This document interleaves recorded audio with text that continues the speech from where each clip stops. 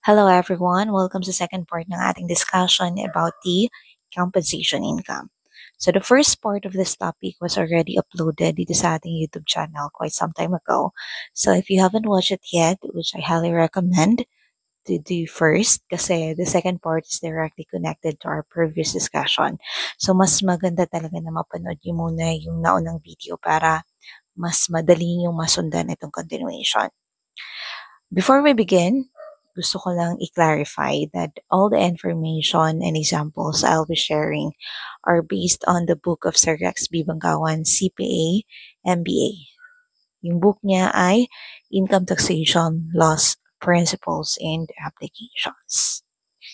Okay. Alright, let's start. In the first part of our discussion, I shared with you the tax model on compensation income, which is ito. Gross compensation income less non-taxable compensation income equals the taxable compensation income.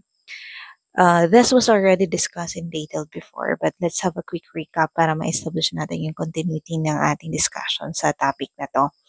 So going back to the tax model, yung gross compensation income, this refers to all income that an employee receives from an employer. So meaning there must be an employer-employee relationship. Now, for the non-taxable compensation income, meron tong dalawang categories. Yung una ay yung mandatory deductions, and yung pangalawa ay the exempt benefits. Baka magtaka kayo na bakit may mandatory deductions, income topic yung pinag-uusapan natin. Medyo contradicting siya pakinggan, di ba? But here's why. Yung employee's income kasi, specifically the salary, that is reduced by the employee's share of mandatory contributions gaya ng SSS para sa private employee, GSIS para sa isang government employee, meron pang PhilHealth, and then we have Pag-ibig as well. So yung portion ng salary na ginamit para mabayaran ang contributions na to is considered non-taxable since it doesn't form part of the employee's net take-home pay. And as for the exempt benefits naman, this include the benefits excluded under the NIRC and special laws, benefits exempt under treaties or international agreements, benefits necessary to the trade, business, or profession of the employer, and lastly, benefits for the convenience of the employer. Now, the first two types of the exempt benefits were already discussed in the previous video. So this time, we'll focus on the third exempt benefit, which is the 13th month pay and other benefits not exceeding the 90,000 pesos.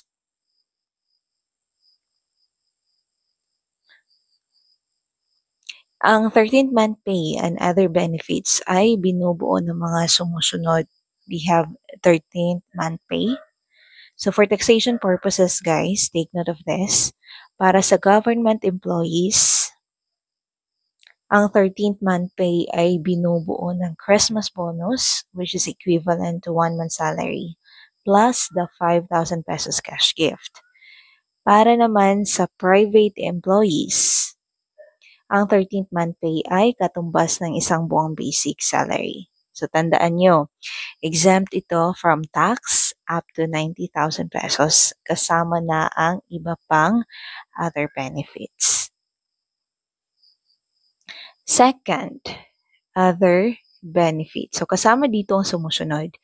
Christmas bonus ng private employees, cash gift other than Christmas or anniversary gifts ng private employees, third, additional compensation allowance ng government personnel, fourth, 14th month pay, 15th month pay at iba pang katulad na bonuses, and lastly, itong other fringe benefits na ibinibigay sa rank and file employees.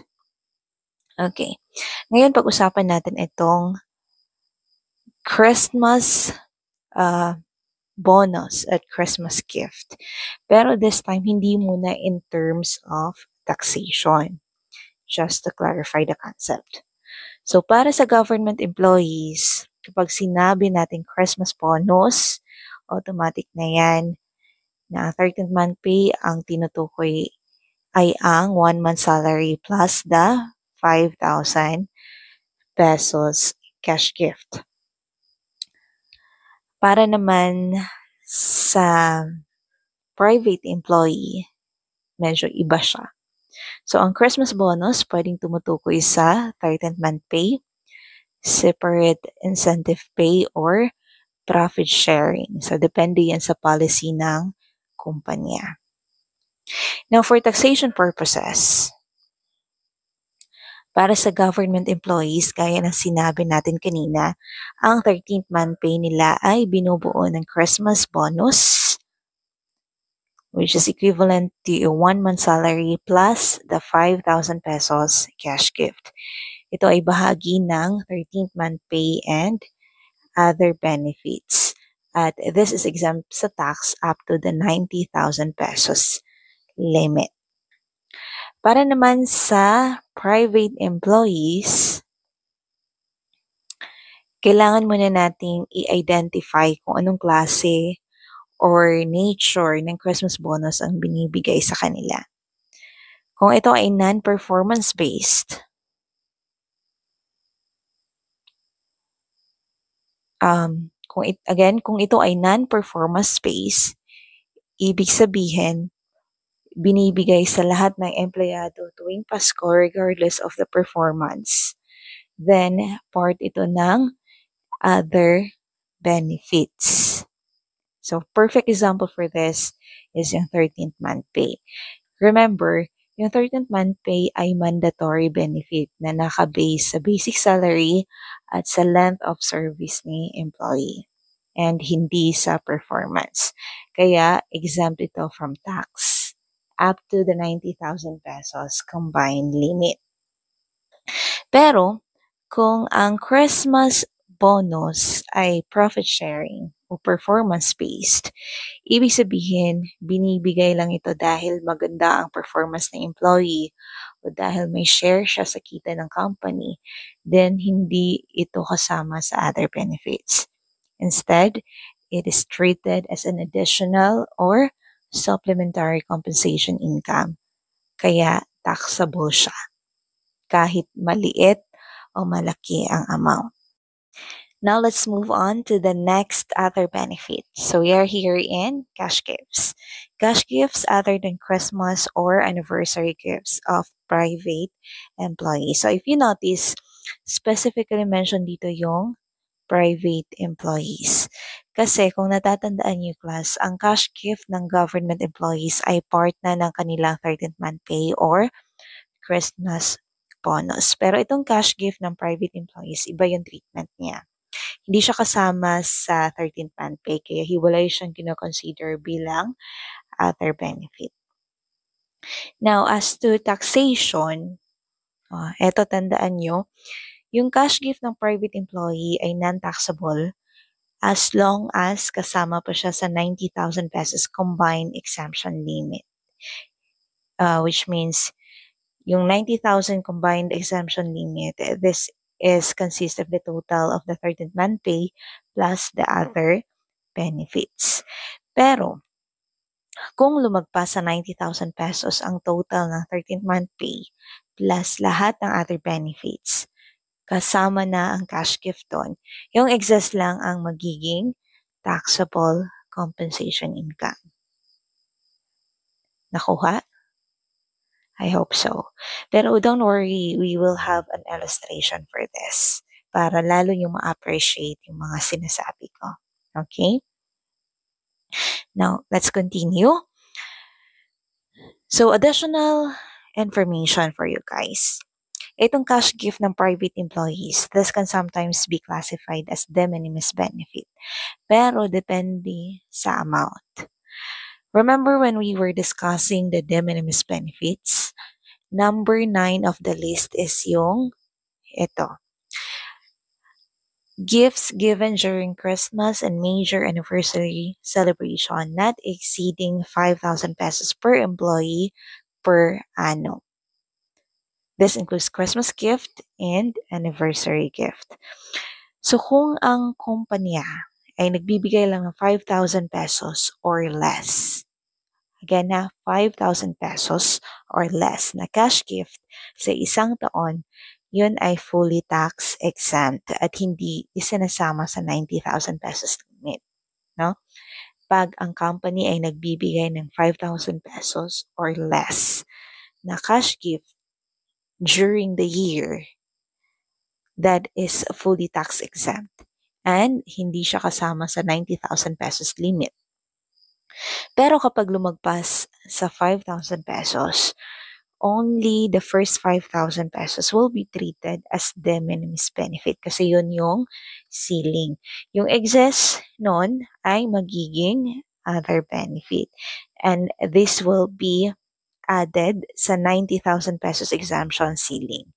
So kapag lumagpas na sa 90,000 pesos yung total, dun pa lang magiging taxable.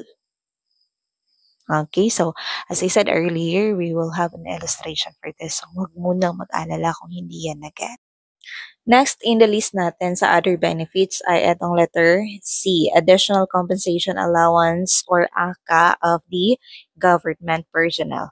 So yung ACA, para siyang extra allowance na binibigay ng gobyerno para sa kanyang mga empleyado as a form of financial assistance. So parang dagdag tulong o kaya relief para sa daily expenses nila. As to taxation purposes, ito ay kabilang sa mga other benefits. So, tax exempt siya hanggat hindi lalagpas sa 90,000 pesos combined limit. Kasama na yung 13th month pay at yung iba pang other benefits. Kapag lalagpas, yung excess ay magiging taxable compensation income. Then we also have here, letter D, 14th month pay, 15th month pay, and so on. So, itong mga extra month pay, ito ay binibigay ng employer bilang additional incentive or additional bonus sa kanyang mga empleyado aside from the mandatory 13th month pay. As to taxation purposes, guys, gaya ng sinabi ko sa ibang other benefit, ito ay hindi taxable or ito ay tax exempt hanggat yung total ng 13th month pay at yung ibang other benefits kasama ito ay hindi lalagpas sa 90,000 pesos. Kung lalagpas yung excess, yun yung magiging taxable compensation income. Now, going on to the last item in the list of the other benefits, ito yung other fringe benefits of rank and file employees. Under the current tax rules, ito ay tumutukoy sa lahat ng taxable fringe benefits na hindi specifically included sa regular compensation o kaya sa supplementary compensation or maging sa 13th month pay and other benefits. So in short, kung may mga benepisyong natatanggap sa employee na hindi sakop sa mga nabanggit ko, that will form part as other benefit. Other fringe benefit. So, kabilang dito ay ang mga personal expenses ni employee na binabayaran ng employer at yung mga taxable de minimis benefits, kagaya ng excess de minimis at yung mga benefits na hindi included dun sa de minimis list. Now, as the tax treatment naman ng other fringe benefits, magkakaiba yung sa rank and file at yung sa managerial or supervisory employees. So, para sa mga rank and file employees, lahat ng other fringe benefits na hindi pasok sa de minimis ay treated as compensation income. Ibig sabihin, they are included dun sa other benefits category under the 13th month pay and other benefits. So, kapag nagkukompute tayo ng 90,000 pesos exemption, para sa 13th month pay and other benefits combined, kasama dito or kasama doon dapat si other fringe benefits. Now, for the managerial or supervisory employees, iba yung treatment nila.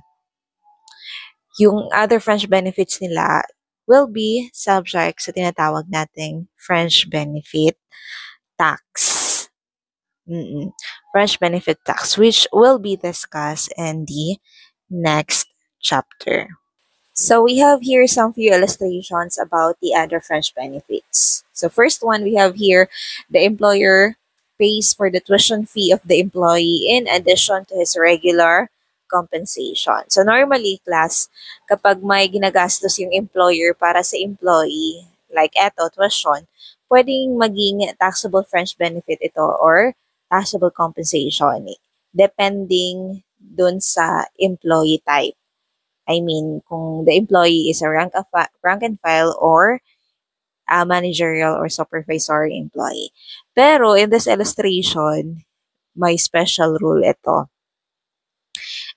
So if the tuition fee is paid because it is the employer's convenience or business necessity, like kailangan ng company para sa job role niya or directly connected sa business operations, then that is tax exempt, regardless whether the employee is a rank and file or a managerial or supervisory employee.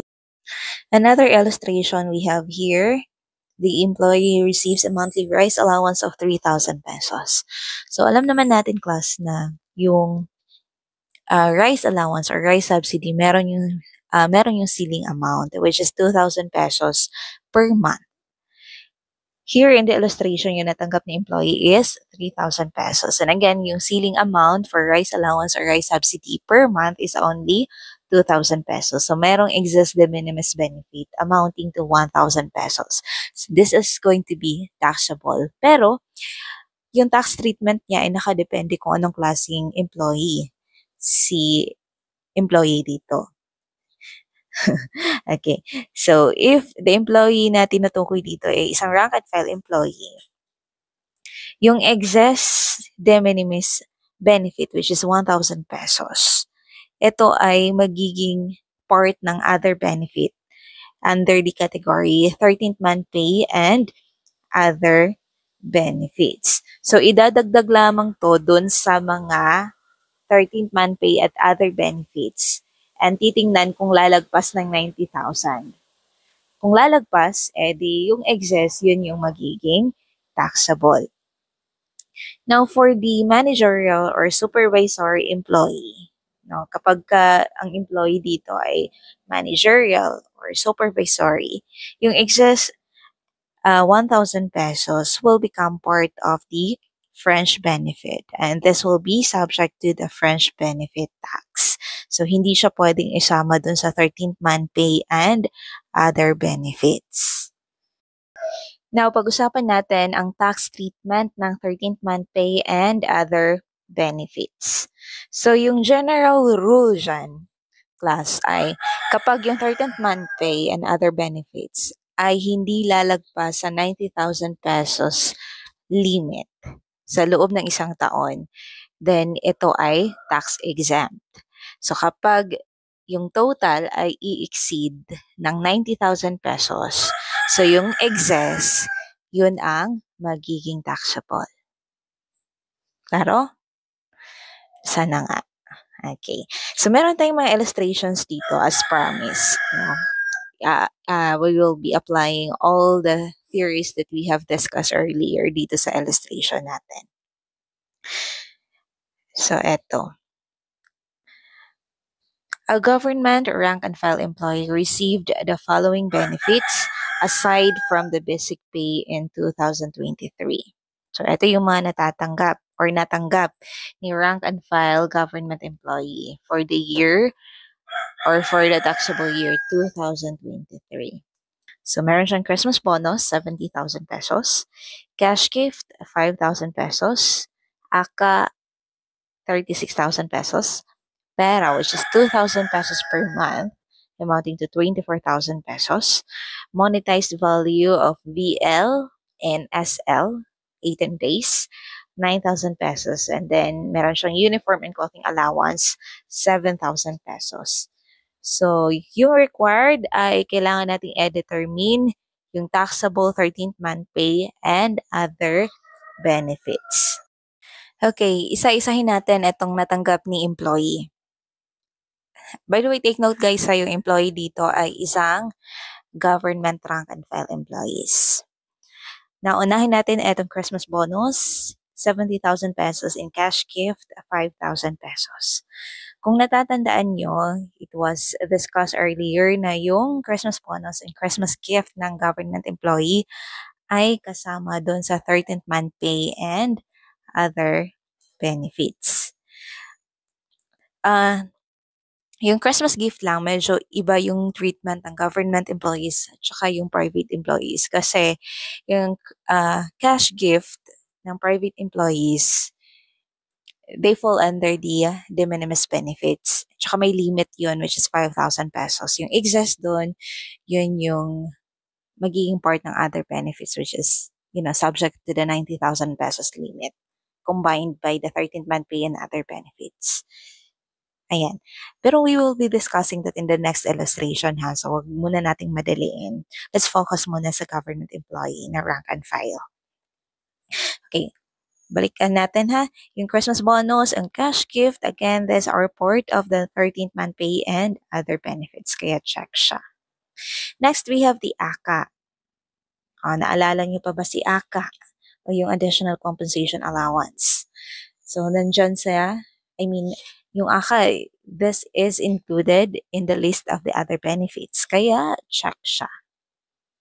Next, we have PERA, worth of 24,000 pesos. PERA or Personal Economic Relief Allowance. Ito, take note guys, yung PERA is not subject to income tax and withholding tax. Kaya, crash out siya. Then next, we have the monetized value of vacation leave and sick leave, 18 days, worth 9,000 pesos. Okay, so this one, itong monetization ng VL and SL, this was discussed in the previous video, yung first part ng compensation income. So, kung napanood nyo yon, alam nyo na hindi ito kasali dito. Kasi, yung monetized vacation leave and sick leave credits ng isang government employee is an exempt de minimis benefit. So, exempt siya from tax. So, exempt de minimis benefit. Regardless of ilang araw yung monetize niya. Then, we have uniform and clothing allowance worth 7,000 pesos. So, eto, if you still remember the de minimis list, yung clothing allowance limit is only 6,000 pesos. Dito yung natanggap is 7,000. So, merong excess na 1,000 pesos. So, now I will show you the solution. Ito yun. Ayan. So, sabi ko, diba, sinali natin si Christmas bonus, which is 70,000 pesos. Cash gift na 5,000, ACA na 36, at yung 1,000, ito yung sinabi kong excess de minimis benefit doon sa clothing allowance. So, yung total, 13th month pay and other benefits is 112,000 pesos. And, di ba, as we discussed earlier, meron yang limit.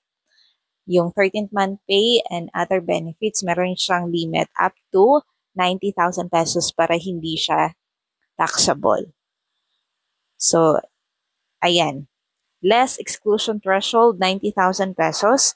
So, yung taxable 13-month pay and other benefits ay 22,000 pesos. Again, yung 90,000 pesos na threshold, that amount is not taxable. Yung excess, yun yung taxable, which is the 22,000 pesos. Let us now proceed to the next illustration. So, this time, the employee here is a private rank and file employee working in a remote tower station of Snail Internet Company. and he received the following benefits during the taxable year 2023. So, Christmas gift niya, 30,000 pesos, uniform and clothing allowance, 8,000 pesos, laundry allowance, 6,000 pesos, 13th month pay, 72,000 pesos, performance bonus, 15,000 pesos, hazard pay, 6,000 pesos, and then housing privilege, 38,000 pesos. Take note, yung housing privilege dito, ang tinutukoy nito is yung annual value ng employees' living quarters that is furnished by the employer to employees for staying on site. So, clearly, yung housing privilege dito ay for the convenient of the employer para laging nasa on-site si employee. So, for sure, this is not part of the 13th month pay and other benefits. So, yung requirement dito is to compute for the ano nga ba? Hindi ko nasulat. So, yung required dito is to compute the excess 13th month pay and other benefits. So, here's the solution. Ayan. So, the first one here is the Christmas gift. So, sa previous illustration, di ba nabanggit ko na yung Christmas gift, iba yung treatment sa government employee at sa private employee. For government employees, yung Christmas gift or cash gift, that is part of the 13th month pay. Yung cash gift naman or Christmas gift ng private employee, isa yung de minimis benefit and may ceiling amount siya na 5,000 pesos. So, yun yung limit na nilagay na 5,000. So, 30,000 Christmas gift minus the limit or de minimis limit, which is 5,000. So, yung other benefits is now 25,000. Now, for uniform and clothing allowance, so under the de minimis list, yung ceiling nito is 6,000 pesos per year. So, yung natanggap niya ay 8,000. So, merong excess na 2,000 pesos. So, that's part of the other benefit. And then, laundry allowance. Yung natanggap ni employee na laundry allowance ay 6,000 pesos during the year 2023. Pero under the de minimis list, yung laundry allowance limit is 300 pesos per month. So, multiplied by 12 months, since there are 12 months in a year, so yung maximum na laundry allowance for a year is only 3,600. So, 6,000 minus 3,600, you have 2,400 pesos. So, sum up na natin yung lahat ng excess de minimis benefits. We have 25,000, 2,000, 2,400.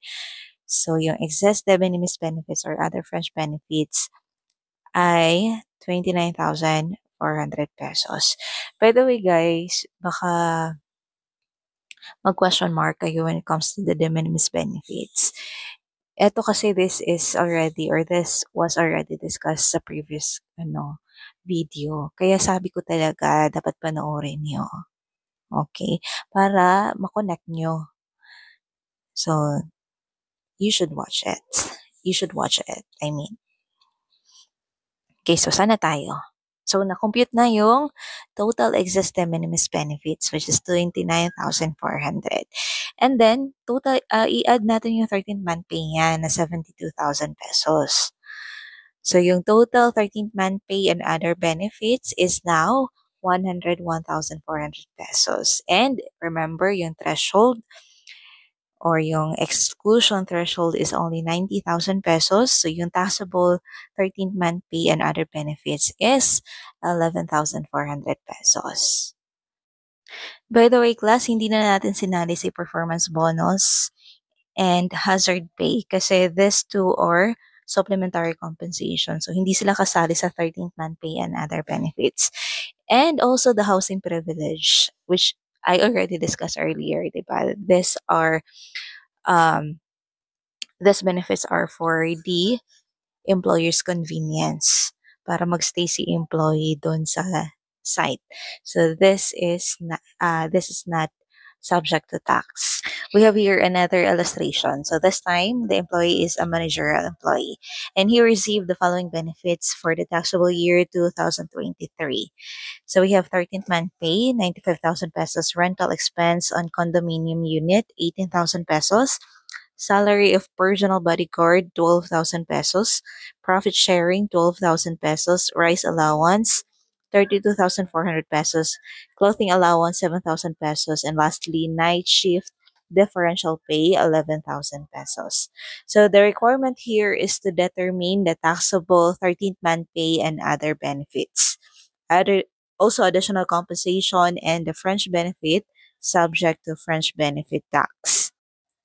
Okay, tandaan class na yung employee natin dito is isang managerial employee. Okay. Isa-isahin natin yung kanyang mga natanggap sa 2023. Unahin natin ang rice allowance kasi yun yung nauna dito sa solution. Okay. So, yung rice allowance, isa siyang de minimis benefit and meron siyang ceiling na 2,000 pesos per month. So, 2,000 pesos times 12 months in a year. So, yung maximum na rice allowance as part of the de minimis benefit is only 24,000 pesos. Pero dito yung natanggap ni managerial employee ay 32,400. So, merong excess benefit na 8,400. Yung clothing allowance naman niya, yung limit nito sa de minimis clothing allowance ay 6,000 pesos. Dito, yung natanggap niya ni managerial employee ay 7,000. So, may excess na 1,000. So, add natin yung dalawa, 8,400 and 1,000 pesos. So, yung total excess de minimis ay nasa 9,400 pesos. So, ang tanong ngayon, ito ba ay part ng 13th month pay and other benefits? Of course, hindi. Kasi, take note, yung employee natin dito ay isang managerial employee. So, itong excess de minimis benefit niya is going to be part of the French benefit. So, yun yung kaibahan. Kasi for the government rank and file employee, di ba, kung naalala nyo sa previous illustrations natin, yung excess de minimis benefit is going to be part of the 13th month pay and other benefits, and that will be part of the 90,000 pesos exclusion threshold. Pero sa managerial employee, of course, iba, magiging part siya ng French benefit. And then, looking back, balik tayo dito sa illustration. So, we have here salary of personal bodyguard worth 12,000 pesos. And then, before that, meron pa siyang rental expense on condominium unit. So, these are French benefit. So, add natin, magkano ba lahat yung French benefit? So, we have 9,400, yung excess de minimis. Tapos, itong rent ng condominium na binabayaran ng employer, 18,000. Tapos, yung sweldo ng bodyguard. So, may bodyguard, social siya ha, 12,000 pesos. So, yung total French benefit na subject of French benefit tax ay 39,400 pesos. Ito namang profit sharing na 12,000 pesos at etong night shift differential pay na 11,000 pesos. These two are supplemental compensation. So, balik tayo sa tanong kung magkano ba yung magkano yung taxable 13th month pay and other benefit. So, ito yung 95,000 pesos 13th month pay na natanggap niya. And remember, meron tayong exclusion threshold na 90,000 pesos. So, yung 90,000, yung first 90,000 lang yung tax exempt. So, may excess na 5,000 pesos. So, ito yung taxable 13th month pay and other benefits. Okay, so this ends the second part of our discussion about the compensation income. So mag-a-upload ako ulit ng other part, which will be the part 3, and that will cover the integrative illustration and compensation income. And yung reference pa rin natin is yung book ni Sir Rex B. Banggawan CPA MBA. Okay? So I'll see you sa next discussion natin. Bye!